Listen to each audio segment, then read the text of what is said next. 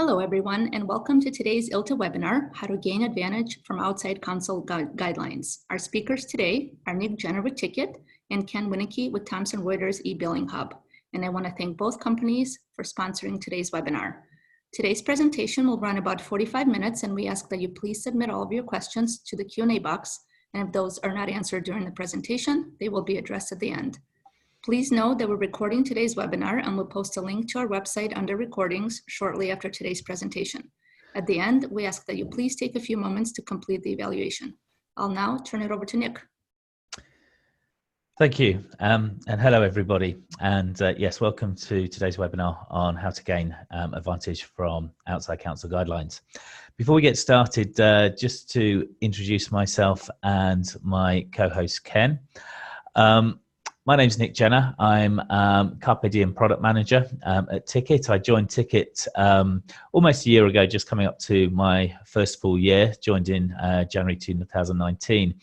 Prior to joining Tikit, most of my background was in legal technology and legal support services. I was working both here in London and out in Dubai. And I've worked across a variety of different products, but largely in e-billing, matter management, and legal spend management. And I've spent the last 14 years working in legal technology and legal support services. I'm just going to pass you over to Ken, who's going to introduce himself. Thank you, Nick, and hi, everybody. Again, my name is Ken Winnicky. I'm the e-billing hub sales manager. I've been with e-billing hub almost 8 years, coming up next month, and have been around the legal industry with Thomson Reuters and/or as an attorney for most of my adult life, and plus some. So anyway, thank you again for your attendance today. Okay. Okay, before we start talking about Outside Counsel Guidelines and where we currently are, I just want to kind of take a step back and just do a brief history of legal e-billing and really Outside Counsel Guidelines, because you can't talk about Outside Counsel Guidelines, I guess, without talking about spend management and e-billing. So just taking a step back, really the late 90s is when we saw the advent of e-billing. However, at the time it was quite niche activity and it was very US-centric with Leeds 98B. And for those of you that perhaps aren't familiar with Leeds 98B, it was a comma-separated value file. It assumed that it was going to be US law firms billing US clients, and therefore there was no fields for things like currency, because it just assumed the currency would be US dollars. And there was no fields for accommodating things like tax, because there's no tax on legal services in the US. And Leeds 98B is actually still very much in use in a very popular format within the US. Over the years, there was then some attempts to internationalize e-billing. So after 98B, there was 98BI, the I standing for international, with some additional fields for tax and currency, and then Leeds 2000. But really up until 2008, legal e-billing and spend management really remained a niche activity. And really what changed that was the financial crisis of 2008. And that really shifted the balance of really a seller's market, so law firms selling their legal services, to a buyer's market. And that was largely because GCs were under increasing pressures to justify the cost of the in-house function to the board. Up to this point, really, legal services were seen as a sunk cost, but after the financial crisis, GCs are under much more pressure to say how much was spent, who it was spent with, what it was spent on, and what was the split between doing work in-house versus using external counsel, and what the associated value was. And really at that time, they had no reliable data to really to pull and to run metrics from. And e-billing with obviously the standardized UTBMS code set was really the ideal tool to allow them to do that. So as a result, after the financial crisis, we really saw that as being the accelerant for e-billing and legal spend management. And I'm just going to pass you over to Ken. He's got some slides that I think really display how things accelerated beyond 2008. Yeah, thanks, Nick. So, this is looking internally at our own statistics. eBilling Hub is a service and software solution owned by Thomson Reuters that was previously independent. So we've been at this for about 15 years or so. And I think, Nick, if there's one more click and we can animate this slide to kind of show the baseline of 2008, what you were describing, there you go. So in general, we've seen about 10% growth in terms of the e-bills that we process on behalf of the law firms that we represent. And we can see here that, again, overall about at a pace of about 25 million, through last year. But last year alone, close to 5 million. It was about 10% more than previous year, the year before that, year before that. But going back to what Nick was pointing out, as we look at 2008, very low, very minimal, and the growth. So again, this is just a microcosm of what's going on in the industry as a whole, but I think nonetheless pretty representative of the growth pattern that we're seeing with e-billing in general. Okay, I think we have another slide again, Ken, that demonstrates this. Yeah, yes, and for some explanation here, one of the services that eBilling Hub provides is creating a corporate template, the Leads 98B or 2000 or XML file or whatnot for a particular corporation that a law firm has to bill, right? So over time, we built a total of close to 7,000 of these templates, and what we're looking at here is just the continued growth of either new clients going to an e-billing platform and or the change of a client to moving into a different leads format that perhaps they used in the past. 98, of course, 98B was the original, and now, again, there's 5 to 6 different iterations of leads formats. Last year alone, we created 839 new templates, more so than formats, probably a little bit clearer way to say that. So it kind of gives an indication, again, more and more corporations are going to e-billing, and even corporations that are already imposing e-billing and requiring it are moving to different and new types of leads formats that they require. Okay. All right. And so, yeah, clearly, obviously, we see that e-billing is near the top priority list for a lot of law firms today. I think around 75% of firms are currently using e-billing. And in terms of corporate legal teams, we got roughly around 90% say that controlling outside counsel costs is their top priority. And 57% are proactively using legal spend management. And it's the number one tech solution of importance to legal departments today. Talking about legal spend management, so prior to joining Tikit in January, I spent a number of years, 8 years in total, working for a spend management provider. And really, what legal spend management boils down to just sort of two things, which is capturing and controlling legal spend. And this is really where outside counsel guidelines come in, because if you're going to effectively capture and control spend, you obviously need consistency, you need a level playing field, so you're comparing like with like. And outside counsel guidelines, OCGs, provide that standardized framework for in-house counsel to compare their law firm performance.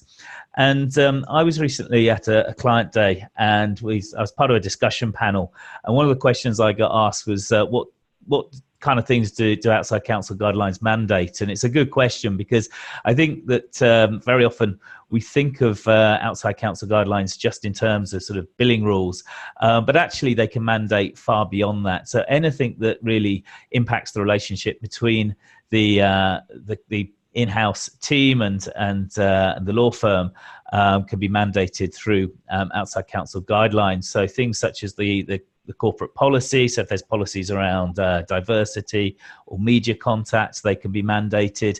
Anything to do with matter management, so who can work on the matter, who the key contacts are at the law firm or at the corporate legal department for the matter. And then obviously billing, and it can mandate obviously those billing rules, which is what we're going to be mostly talking about today, but can also mandate rules around submitting timekeeper rates, submitting budgets, and how they're enforced.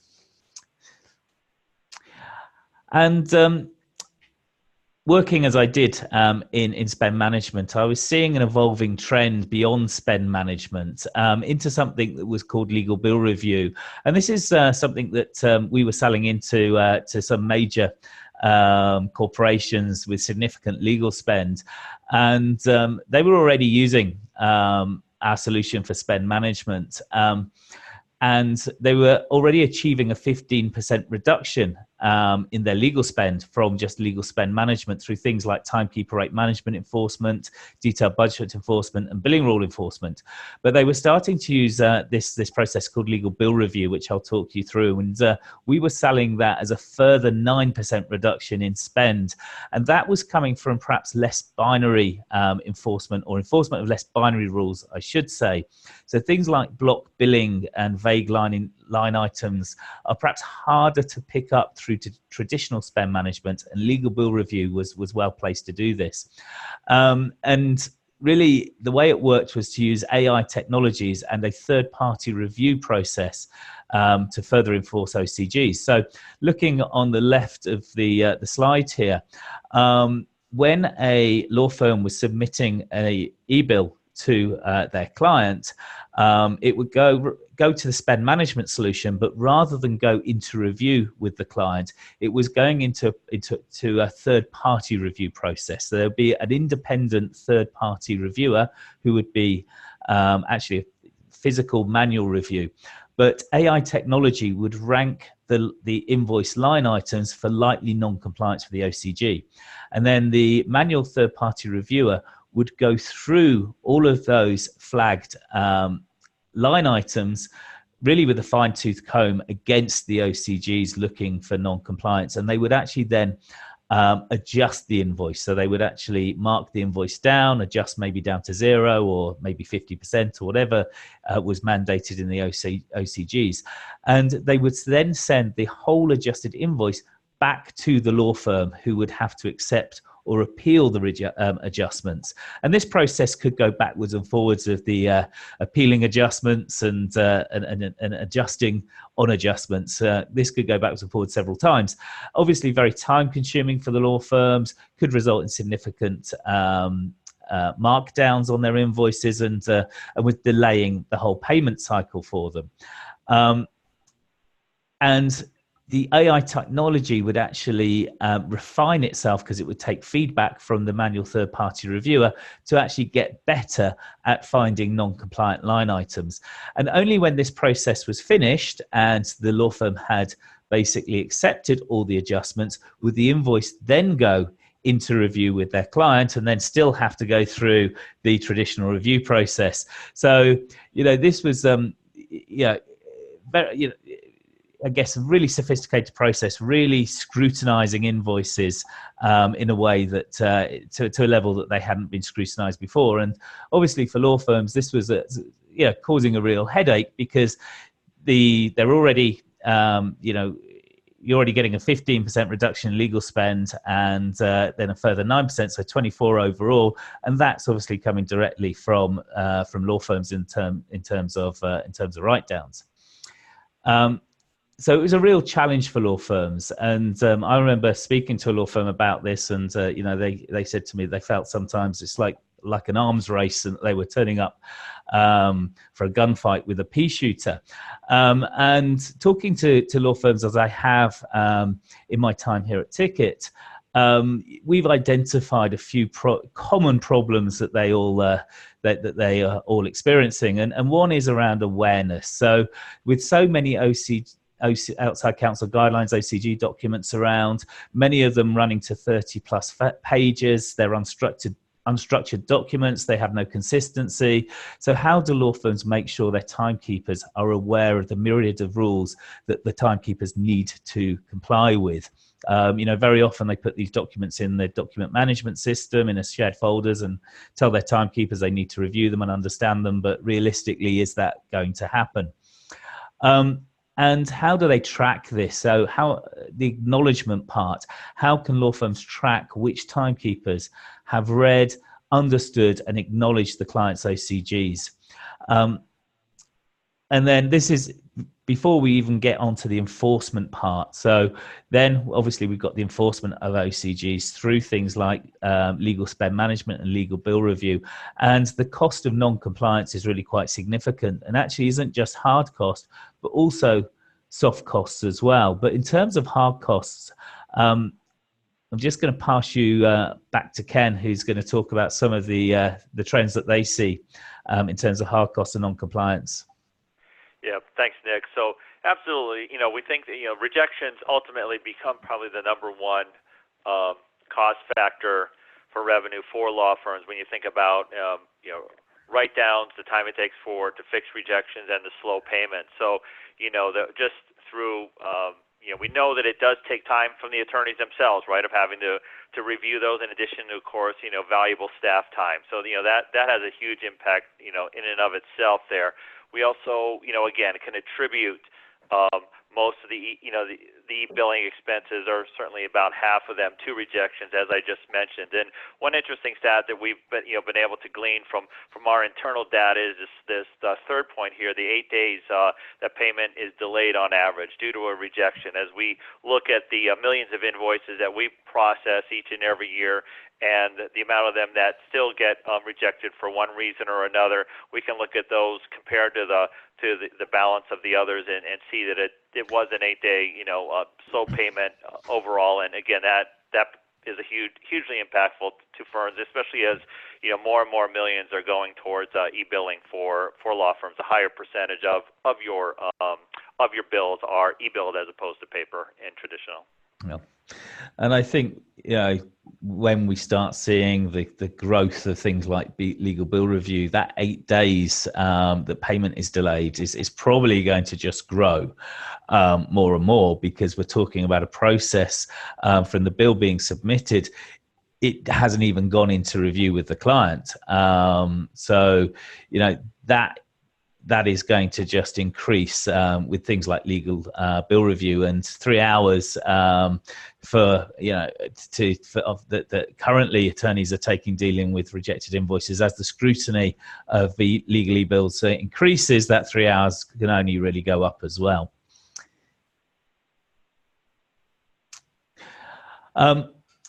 But that's the hard cost, but there's also a soft cost element to this as well. And really, that's around the erosion of trust. And the theme of the client day that I attended a couple of months ago was all around trust and restoring trust between law firms and in-house counsel. And obviously, OCGs sometimes are a big stumbling block to this. So part of the problem is with the corporate legal departments themselves. So very often these outside counsel guideline documents, they're quite unwieldy. They're quite verbose. They're 20 to 30 plus pages. As we said, there's no real uniform style from company to company, and even within client companies themselves, they may have different documents for different business units, again in different styles. So trying to work your way through the myriad of different rules is near impossible.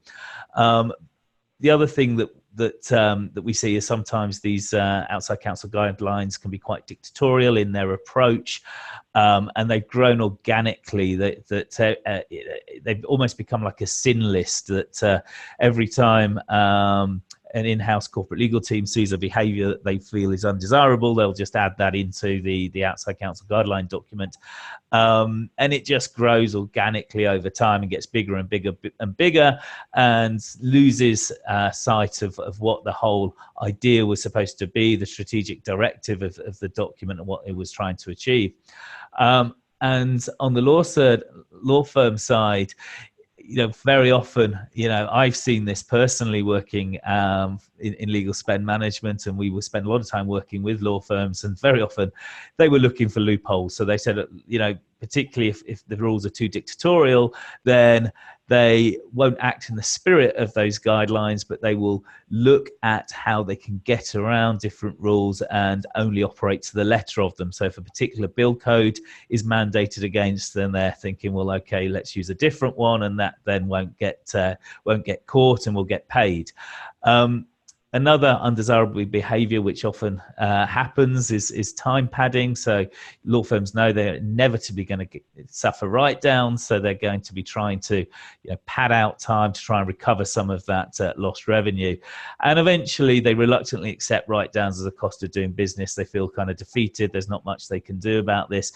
And the overall effect really is that the casualty in this is trust, that you lose trust between the two parties, that instead of being a valued client and a trusted advisor, that it almost becomes a battle between the two. And the erosion of trust is bad for both parties. So, going back to what OCGs were supposed to do at the very beginning, what they're intended to do was simply provide a standard framework to compare law firm performance. And when they are applied in the spirit of which they're intended, they can and should provide openness and transparency between in-house teams and their trusted suppliers. But the application of outside counsel guidelines and the line-by-line scrutiny of legal invoices by spend management systems and legal bill review mean that these instruments have shifted the dynamic between law firms and their clients, so it bears less of a resemblance to trusted advisors counseling law clients, almost to an adversarial at times. So how do we get back to restore trust in the relationship? And outside counsel guidelines are really at the core of this. And I mean, one of the things that I think from the corporate legal department side is that they really need to think about how the OCGs are drafted. They need to align with their strategic objectives and not, as I said previously, become just a lengthy list of sins that they want to mitigate against. And they should work with law firms to collaborate and communicate on outside counsel guidelines, both as they're being created, but also as they're being applied.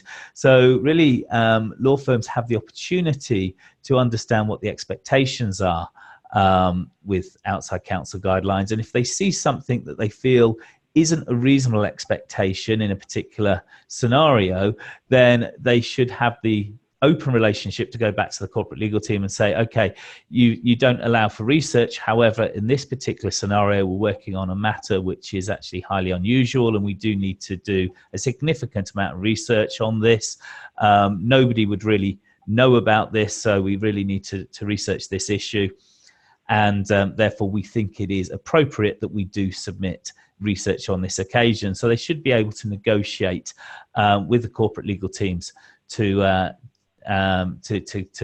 find common ground.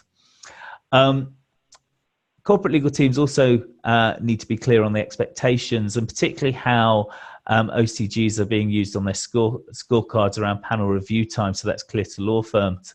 And law firms can adopt technologies, or should look to adopt technologies that allow them to comply with outside counsel guidelines. And that sends a clear message to their clients that they're serious about compliance. And I do know that law firms, personally from my experience, I've seen law firms who've adopted things like e-billing so that they are able to submit e-bills and that into the spend management system, and they're essentially using that to differentiate themselves. And really that overall will drive adoption of OCG and hopefully start to restore trust back into the relationship. And how can law firms turn this to their competitive advantage? So as I said a moment ago, law firms who are seen to embrace compliance are more likely to be instructed and retained. So corporate legal departments are increasingly taking into account billing hygiene and outside counsel guideline compliance as part of law firm performance. So they're obviously looking at, a lot of different factors of how the firm has conducted itself through the lifetime of the matter, and they probably also do sort of scorecard reviews as well. But one of the things that they will look at is billing hygiene, and they will be looking at different law firms to see who is effectively complying with their OCGs and who isn't, and which are the firms that are getting lots of invoices, failed on submission and rejected. So adoption of e-billing shows that a firm is happy to have their invoices opened up to scrutiny. So I know one particular law firm comes to mind that did just this, that they implemented e-billing so they could say to the clients and prospective clients, look, we're ready to submit invoices into your spend management system. We're happy to be to have our e-bills scrutinized, our invoices scrutinized. We don't have anything to hide. We are wanting to operate as a trusted partner with you. And coming into work for Tikit and Carpe Diem, I've really seen how time recording is the ideal intercept to drive awareness of OCG. So going back to the point I made earlier on in the presentation about making OCGs available to timekeepers and driving the awareness, time recording is the ideal intercept to do that, because it's where that timekeeper is recording time for that client matter. So they're actively engaged with that client matter, and that's the ideal intersect to bring the Outside Counsel Guidelines, to bring that awareness, to bring that acknowledgement directly to timekeepers. And where you actually do the compliance, I think, is crucial. So here, at the time entry phase, what we can do is use third-party validation via APIs to pull in billing rules. So if billing rules are resident on, say, e-billing hub, we can bring those in via APIs into Carpe Diem and actually have the validation as timekeepers are recording time. And that really then ensures that by the time the invoice is submitted to the client, that those time entries, those line items are as clean as possible and aren't going to cause problems with compliance on submission. And I'm just going to pass you back to Ken, who's going to talk about improving the billing process.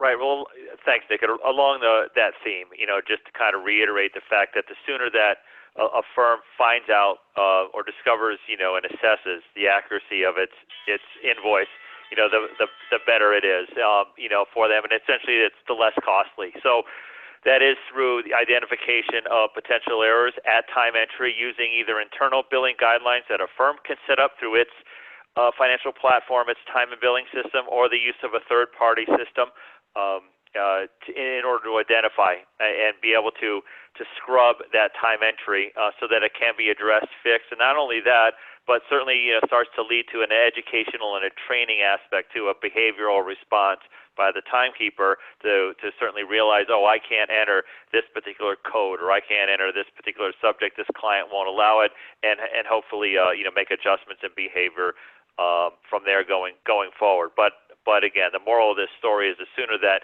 your firm can find out if it has potential non-compliance issues in an invoice, the better, and the very best time to do that is upon time entry.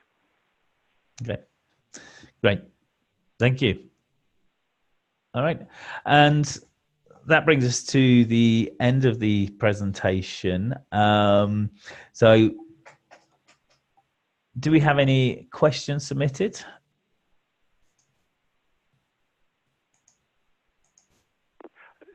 Nick, I don't see any at the moment. I don't see any questions. I mean, if anybody does have any questions, please feel free to submit those into the chat box, and Ken and I will endeavour to answer those.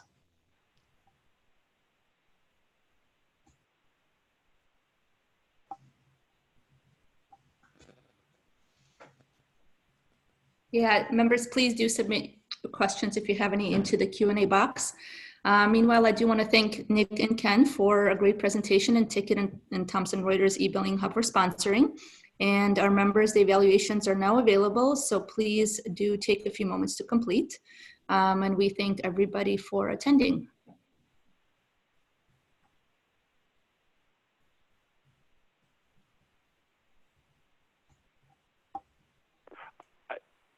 I do see there is a question in the inbox before we conclude here, or on the chat rather, what best practices would you suggest for storing OCG and billing guidelines documents? So, Nick, have you, in your experience, you have a take on that? Best practices. I mean, as I said before, I mean, I don't think anybody really has kind of cracked that yet. Very often, as I said, outside counsel guideline documents are kind of stuck in document management systems or emailed around. None of them seem to be particularly effective in terms of raising timekeeper awareness. So I think, as I was saying, we find that actually entering time is the ideal intersect to introduce OCGs to clients. So one of the things you can do on Carpe Diem is when you enter a client matter to record time for that you can have a link, a pop-up icon that actually tells the timekeeper that there's a note for that client matter. They can click on that, which will take them to the relevant OCGs for the client matter that they're creating, and then if they want to, they can then create a link within that note to the full document on the document management system. So that we find that is particularly effective, and we can do that through external validations and creating links. So that's probably one practice that I've seen, particularly since I've moved from working with in-house more to law firms and jumped the fence, so to speak. That is one practice that I've seen that has been particularly effective.